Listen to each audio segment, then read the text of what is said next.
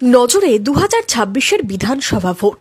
আগামী 27শে ফেব্রুয়ারি নেতাজি ইনডোর স্টেডিয়ামে তৃণমূলের বিশেষ দলীয় সম্মেলন ডেকেছেন মমতা বন্দ্যোপাধ্যায়।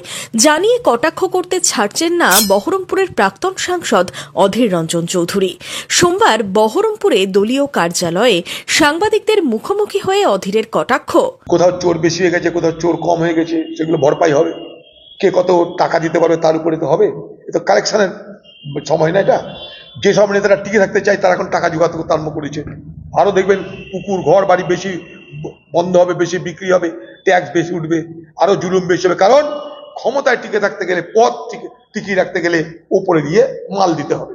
আর এই মাল দিতে গেলে পাবলিকের যা কিছু আছে সেখানে খাল কেটে দিদির জন্য মাল নিয়ে, তৃণমূলের জন্য মাল নিয়ে, নোট নিয়ে হাজিরা দিবে এবং নিজের পদ সুরক্ষিত করবে।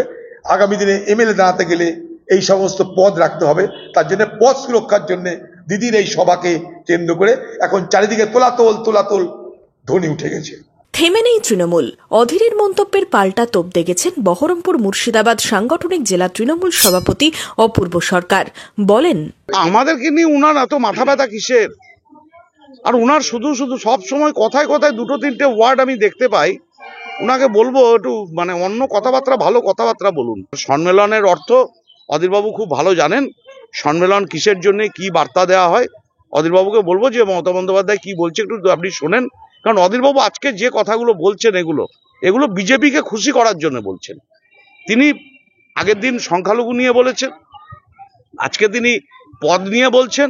অর্থাৎ এই বাংলাতে তৃণমূলকে যে যত বেশি গাল দিতে পারবে, বিজেপির কাছাকাছি যাওয়ার জন্য চেষ্টা করছে অধীরবাবু।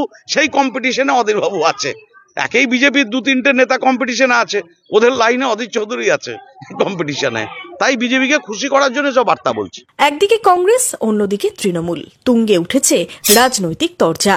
Bureau report, imagine community media.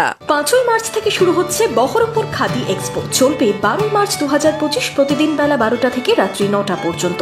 Khadi সামগ্রীর ওপরে 60% পর্যন্ত ছাড়। স্থান ব্যারাক স্কয়ার মুসলিম তীর্থ। সকলকে জানাই সাদর আমন্ত্রণ।